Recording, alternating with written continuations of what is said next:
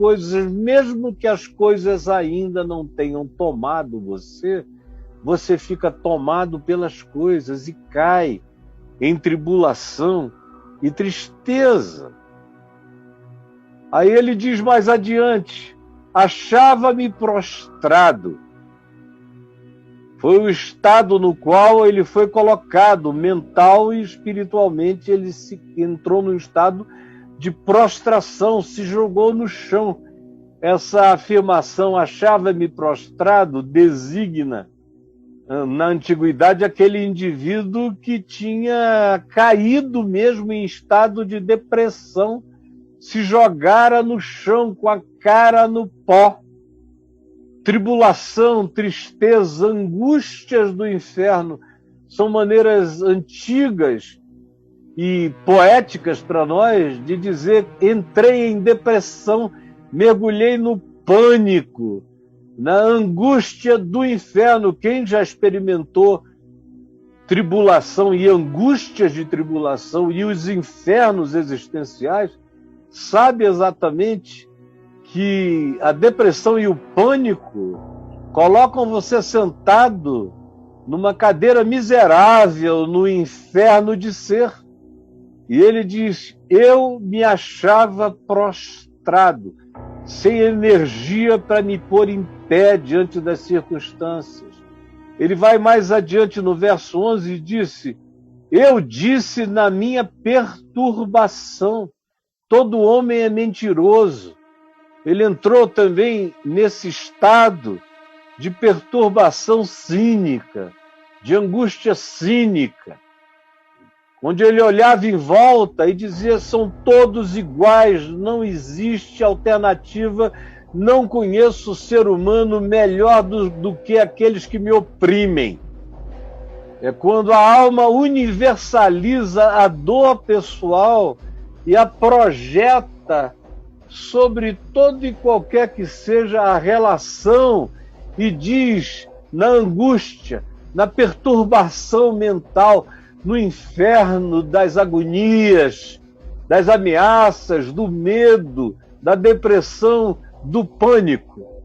Todo ser humano é mentiroso.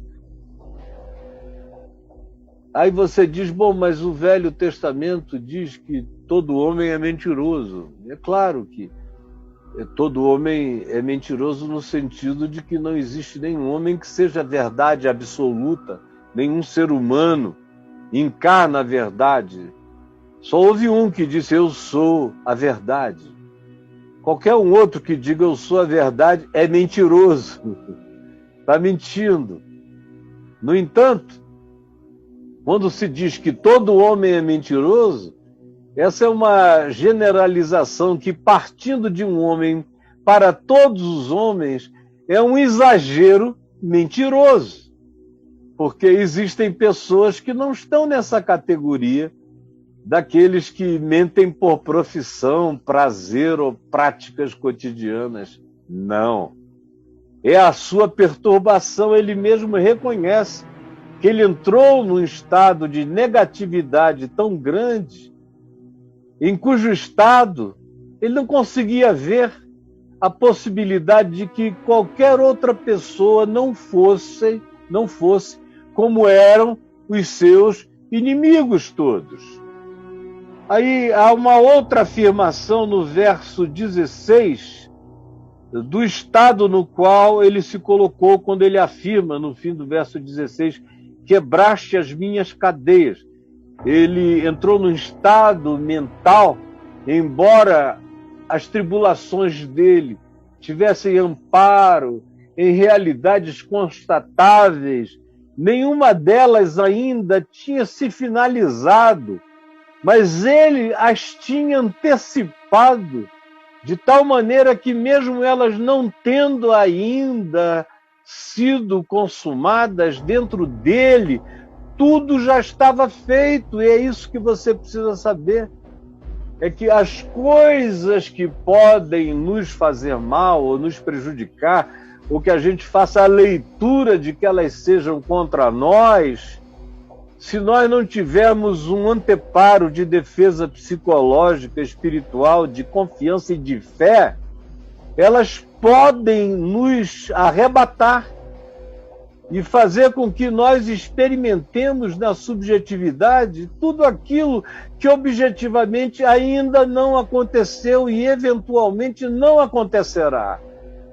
Mas a gente tem essa capacidade de, pela ansiedade, antecipar a tribulação, consumá-la, efetivá-la, realizá-la na nossa subjetividade, ainda que ela não tenha acontecido de modo objetivamente verificável fora de nós, como aparenta ser o que aqui aconteceu. Ele viu, ele se apavorou, ele sentiu, eram laços de morte, eram angústias do inferno que se apoderaram dele em razão dessa constatação, e ele cai nesse estado, e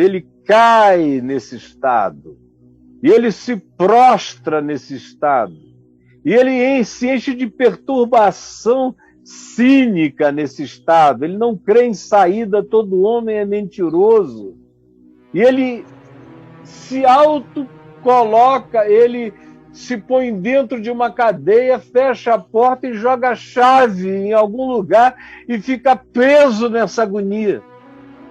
Esse é o estado mental, emocional, psicológico desse indivíduo que escreveu esse salmo. E aí, nesse estado, ele decide orar. Ele decide invocar ao Senhor. E aí eu quero ler as gratidões dele pelo que aconteceu na subjetividade, pela mudança interior. Não necessariamente as coisas mudaram todas do lado de fora, mas elas mudaram todas do lado de dentro. E aí ele invocou o Senhor, ele diz, ama o Senhor porque ele ouve a minha voz e as minhas súplicas, porque inclinou para mim os seus ouvidos. Ele estava nesse estado prostrado, deprimido, com ondulações de angústias do inferno, entrando em estado de pânico, perturbado, profundamente descrente de tudo e de todos, em tribulação e tristeza. É o poço onde ele caiu, o poço da tribulação auto-infligida, da angústia do inferno nutrida em si mesmo. Havia perigos? Havia. Eles tinham se consumado? Não. Eles eram ameaças. Mas há pessoas para as quais nada precisa acontecer. A mera ameaça já produz o resultado como se tudo tivesse acontecido. É uma atitude mental que muita gente tem, a maioria de nós carrega essa atitude mental. E aí, o que não aconteceu se realiza a priori dentro de nós. E a gente mergulha nesses estados. E ele diz que no meio dessa história, afogado em si mesmo, nas suas próprias agonias, como eu sei que há muita gente aqui com a gente, em todas as plataformas, mergulhados nesse tipo de subjetividade agônica e desesperada, que é o que nos leva a buscar toda sorte de analgésico psíquico para a alma, de diminuição do pavor, da angústia, do medo, do pânico, do desespero. Existem muitas vezes coisas objetivas ameaçadoras, mas é desproporcional o que acaba se instalando em nós, como ele diz, esse pit, esse poço, esse abismo, no qual ele confessa que caiu em tribulação e tristeza. E aí o resto é prostração, é frustração, é perturbação mental, é cinismo, é cadeia, círculo de autoaprisionamento psíquico do qual ele não sabe sair, ele não consegue sair. No meio dessa agonia, ele invocou o Senhor. Invocou. Ele diz no verso 4, então invoquei o nome do Senhor. Então invoquei o nome do Senhor. Então invoquei o nome do Senhor. Só mais uma vez, como antigamente, muito antigamente, repita comigo. Então invoquei o nome do Senhor. E disse, ó Senhor, livra-me a alma. Compassivo e justo tu és o Deus misericordioso. Tu és o Deus que velas pelos simples de coração. Aí ele começa também a falar com ele mesmo no verso 7. Ele não só fala com Deus, ele não só invoca a Deus, mas como havia, e a dimensão onde as coisas se instalaram era na subjetividade dele, ele fala com a alma dele, porque se você não aprender a falar com a sua alma, a recompor a sua alma, a dar ordens à sua alma, colocá-la em pé, se você não tiver uma consciência de espírito e de fé maior do que os impactos estremecedores na sua psique, na sua sensorialidade imediata e tendente a fazer a leitura a partir da fragilidade emocional que nos derruba e nos faz cair em estados de autoaprisionamento, se você não enfrentar sua própria alma, não há muito o que se possa fazer por você. Nem as suas orações vão ajudá-lo se você, junto com as suas orações, não estabelecer um diálogo de confrontamento para com a sua própria alma. Como os salmos estão cheios, e qualquer boa psicologia humana ensina, como é o método do Novo Testamento, se é que a gente pode chamar assim, da neutétesis, da confrontação. Quando Paulo diz exortando uns aos outros, ajudando uns aos outros, edificando uns aos outros, a palavra que ele usa originalmente é essa, confrontando, neutétesis. É o que nos coloca nesse face a face que um ajuda o outro, mas aqui é a realidade da consciência, agarrada à fé que não tem nada a ver com emoção, tem a ver exclusivamente com consciência e decisão, dando uma ordem para o próprio ser, dizendo, volta minha alma ao teu sossego. Para com isso, pois o Senhor tem sido generoso para contigo. Há uma evocação da história dele com Deus, da história dele com a fé, da história de espiritualidade pacificada que ele tinha tido até então.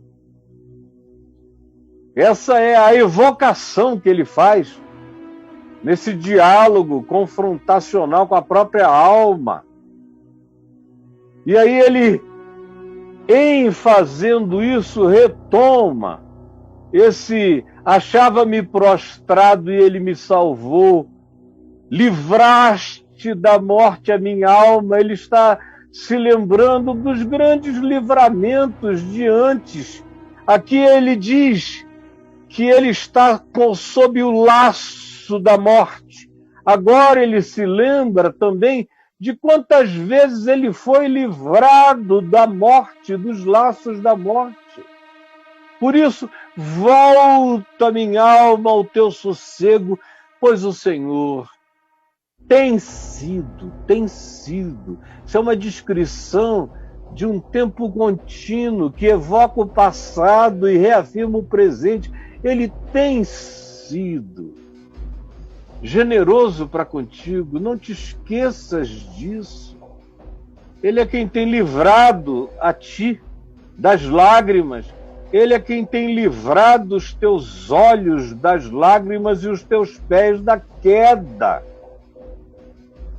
Lembra disso, volta ao teu sossego, determina com consciência que ao invés de ficar prostrado, no verso 9 ele diz, andarei na presença do Senhor. Ele se levanta, ele se põe na terra dos viventes, e não no inferno, não no Seol, não no mundo dos mortos. É uma decisão romper com o mundo dos mortos, andar na presença do Deus da vida. Ele diz, eu cria, isso é passado. Ainda que eu disse, estive sobremodo aflito. Já passou, não é mais. Eu disse da minha perturbação, todo homem é mentiroso. Já passou, não está mais nesse estado. Quando a mera atitude mental começa a mudar, tudo mais vai se desconstruindo. Não que os inimigos se evadam, não que a presença maligna desapareça, não que os atormentadores da vida não deem mais sinal de existência, não. Eles continuam lá, tudo continua lá. O que não continua mais é a minha atitude de entrega, de prostração, de cair na tribulação e na tristeza e de se colocar deitado na agonia, em pânico vencido. Isso é que é enfrentado por essa consciência de fé e em fé. Quando inicia-se esse diálogo com a própria alma, volta, para com isso. Tu andas em pé, tu és antropos da fé de Deus. Põe-te em pé e anda. E ele diz, andarei na presença do Deus vivente, do Deus, do Senhor, na terra dos viventes. O mais é passado, é perturbação antiga. Aí recuperado e saído da cadeia, declarando que tudo isso já tem relação com o passado e que teve o seu poder maior na subjetividade, enfrentando e vencendo a subjetividade e pondo-se em pé. O verso 12 diz, que darei ao Senhor por todos os seus benefícios para comigo.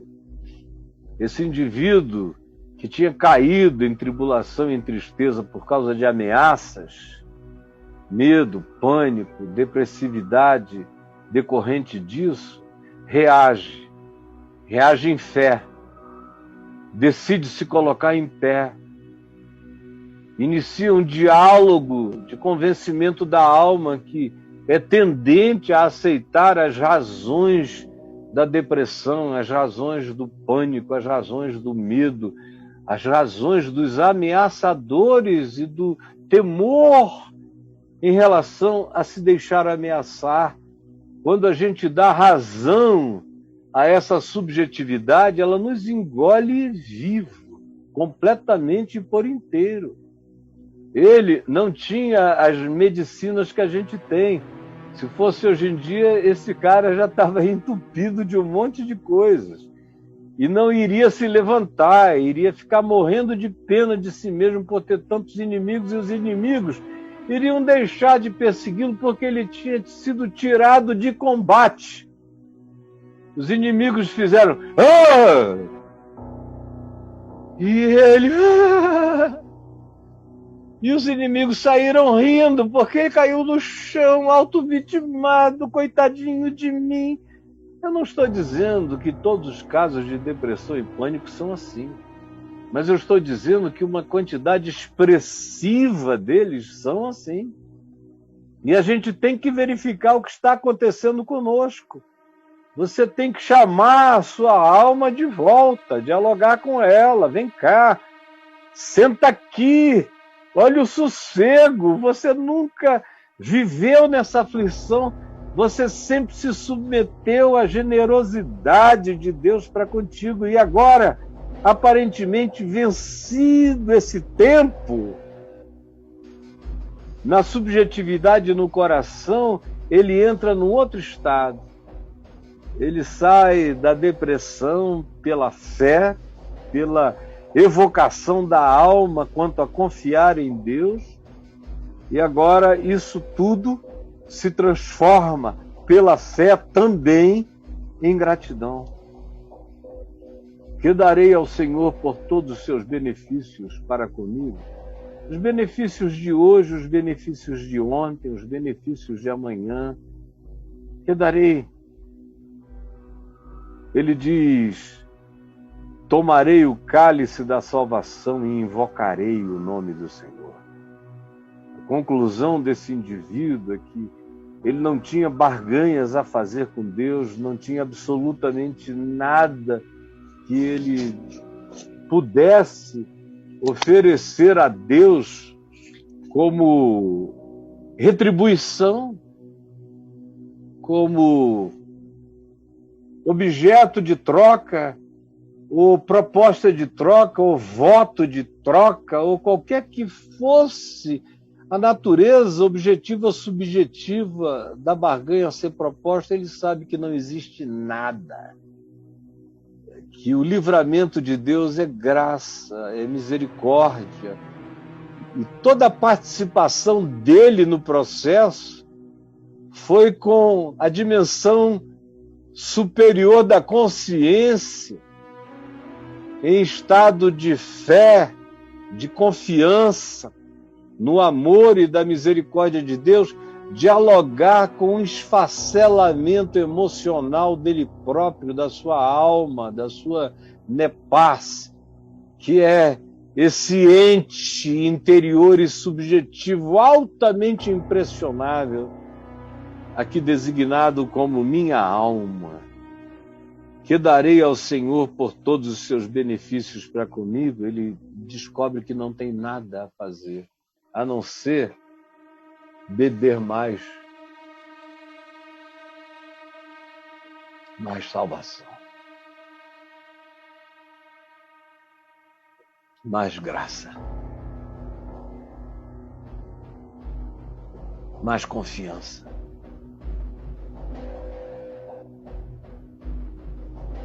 mais fé, mais descanso grato. Que darei ao Senhor por todos os seus benefícios para comigo? Eu não tenho nada, sei que qualquer coisa que eu ofereça não é nada. O que darei? Darei uma boca aberta, darei um coração aberto, darei toda a expansão do meu ser para que a graça, a misericórdia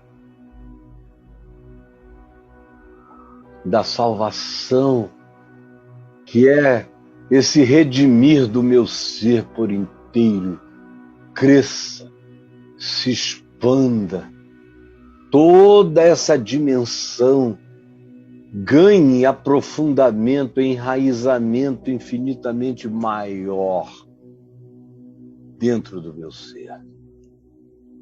E ele diz: cumprirei os meus votos, que é uma linguagem antiga, e Jesus nos eximiu desses votos. Basta que a minha palavra seja sim quando é sim e não quando é não. Então cumprirei os meus votos hoje tendo Jesus como chave hermenêutico interpretativa, manterei a minha integridade de consciência na presença de todo o teu povo. Preciosa é aos olhos do Senhor a morte dos seus santos. Veja o nível de superação que a fé, a confiança, a gratidão subitamente instalaram no coração desse indivíduo que estava aqui à frente. Bateram o pé e ele correu em estado de desespero. Agora aqui, depois de olhar para cima, de dizer socorro, Senhor, depois de olhar para dentro e dizer minha alma, levanta, depois de se voltar inteiro e dizer obrigado, que darei, e de responder, eu não tenho nada a dar, eu só quero é mais de ti. Ele prossegue e enraiza a sua consciência, a sua convicção, e diz, andarei em integridade, na presença de todo o teu povo, na vida. E aí ele transcende o cara que está com medo e com angústias do inferno e medo de tudo, de repente transcende. Ele sai disso aqui em estado de transcendência. Preciosa é aos olhos do Senhor a morte dos seus santos. Já não há qualquer questão da morte, a morte como ameaça. Nesse estado, depois dessa compreensão, depois dessa viagem, que para mim aqui é só uma leitura, mas na vida real, para esse indivíduo, isso pode ter durado meses ou anos. A conclusão existencial e psicológica disso tudo não necessariamente foi algo instantâneo, às vezes é da noite para o dia. Você vai dormir de um modo e amanhece de outro. Comigo já aconteceu assim 1 trilhão de vezes. Ao mesmo tempo que eu sei que existem aquelas circunstâncias em que você atravessa vales longos, com sentimentos pesados, com opressões diversas, tribulações muitas, nem sempre tocado, mas sempre cercado, parece que nunca acaba, e os meses e os anos se sucedem, e você dá ordens à sua alma todo dia é um trabalho para chamá-la a pôr-se em pé, é um trabalho de enfrentar as emoções e os sentimentos com o pensamento, a consciência, a decisão, a confiança, a fé. Mas ele chega nesse estado em que ele transcende e diz, preciosa é aos olhos do Senhor a morte dos seus santos. Senhor, eu tenho uma história contigo, desde o tempo dos meus pais e dos meus avós. Deveras sou teu servo, filho da tua serva. Ele lembra da piedade, especialmente da mãe dele. E ele sabe que ele não é sozinho, ele, nesse sentido, ele é também uma continuidade. Nem todo mundo é assim. Tem gente que começou em Deus, em Cristo, e não tem nenhuma umbilicalidade espiritual que tenha sido a razão principal do indivíduo ter chegado àquele estado de awakening, de acordamento, de abertura de olhos, de iluminação na fé. Mas há alguns, eu, por exemplo, poderia dizer, sou teu servo. Sim, eu sou. Esse deveras tem a ver com a profundidade, a vontade de fazer intensa essa declaração. É verdade, sinceramente, ó Deus, que eu sou teu, e eu não sou teu apenas porque eu nasci teu. Eu sou teu porque a minha mãe já era tua. Já te amava. No meu caso, a minha mãe também, a minha avó, te amavam. Meu pai era um agnóstico. Mas quando eu nasci, o agnóstico escondido me levou para um canto do quarto no hospital e disse: Deus, eu não sei se há Deus, mas se há Deus, eu dedico esse meu filho ao Deus que é e peço que ele seja teu e que ele seja um proclamador da tua palavra no mundo. A única coisa que eu peço é que ele não seja um sacerdote que não pode se casar e ter filhos, porque eu gostaria que ele conhecesse o amor de uma mulher e conhecesse o amor dos filhos.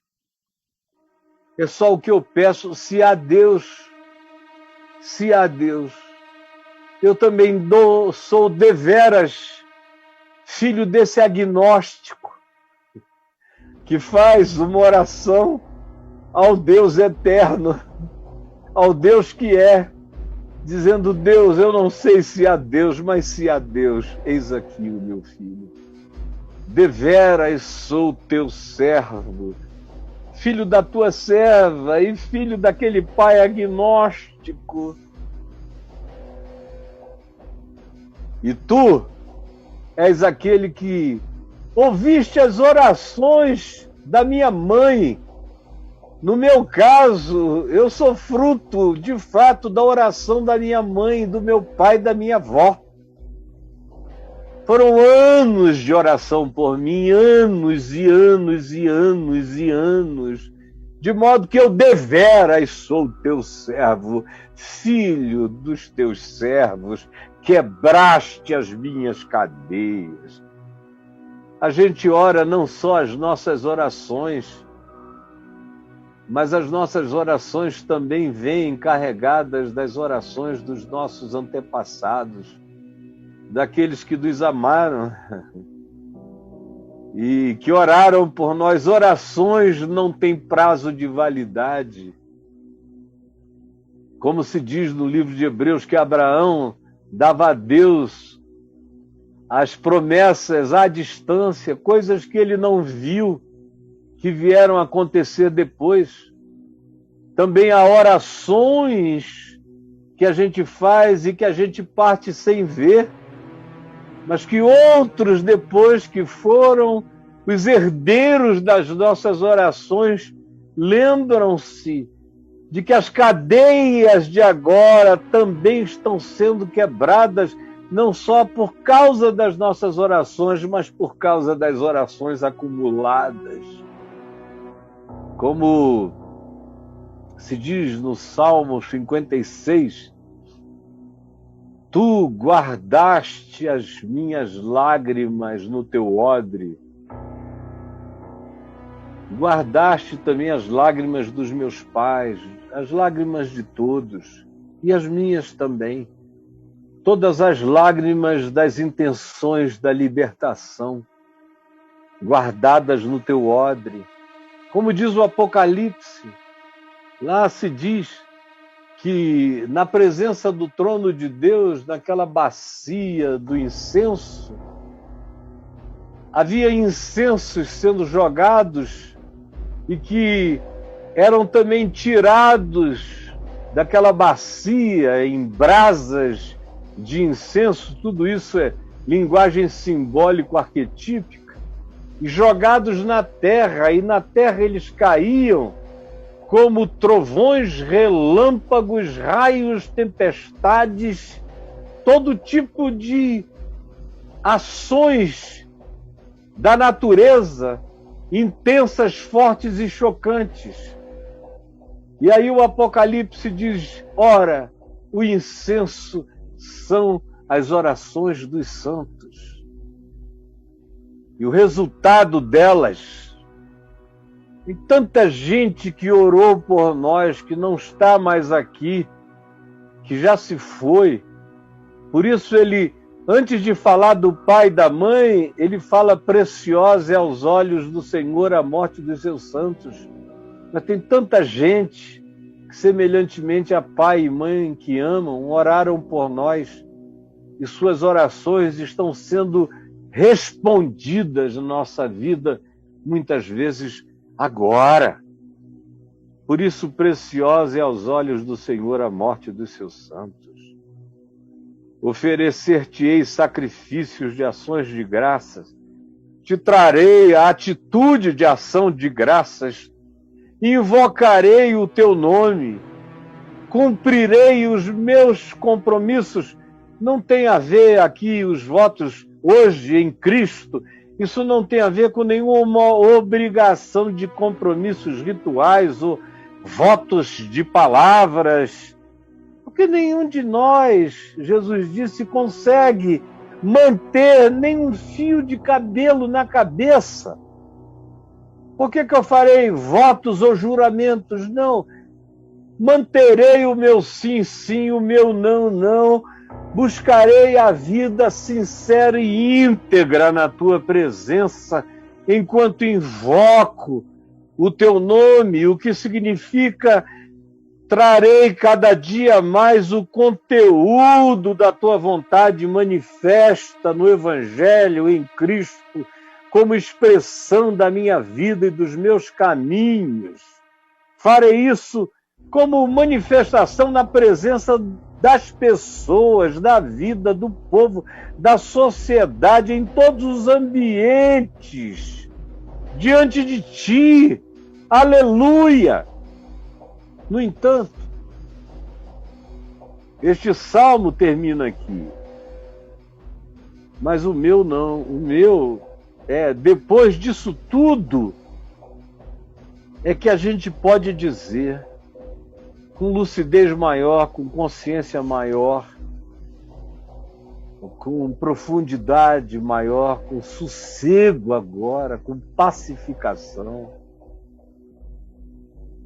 o que se diz na introdução do Salmo: amo o Senhor, porque Ele ouve, o tempo é presente, Ele ouve, Ele já aprendeu aqui, Ele sabe agora, esse homem, porque Ele ouve, já é a palavra no tempo presente, no presente contínuo, de alguém que do passado até agora tem todas as razões para projetar o futuro e saber que aquele que me ouviu é aquele que, desde os meus antepassados, me ouve antes de eu orar a Ele, eu já vinha sendo orado. E no tempo presente eu tenho sido objeto de tanto socorro, de tanta graça. Ele me pôs em pé, me pacificou o coração, me fez em gratidão transcender a tudo, a todos, e me coloca nesse ninho. Então eu estou pronto para ler os 2 primeiros versos introdutórios deste salmo, que diz: amo o Senhor porque Ele ouve a minha voz, porque Ele ouve as minhas súplicas, porque Ele inclinou, é o passado, é a memória, inclinou para mim os seus ouvidos, me livrou da angústia do inferno em mim mesmo, dos laços de morte, do meu medo, do meu pânico, da minha prostração, me livrou, me livrou, me livrou. Por isso, eu invocá-lo-ei enquanto eu viver. Ó Jesus, todos entenderam, todos compreenderam. E eu te peço que aqueles que hoje estiverem prontos para esta palavra, para esta provocação em fé, para esse desafio E para essa consolação no espírito, tomem posse para si dessa palavra que continua em vigência para a alma, não somente hoje, mas para todo sempre. Amém, amém e amém.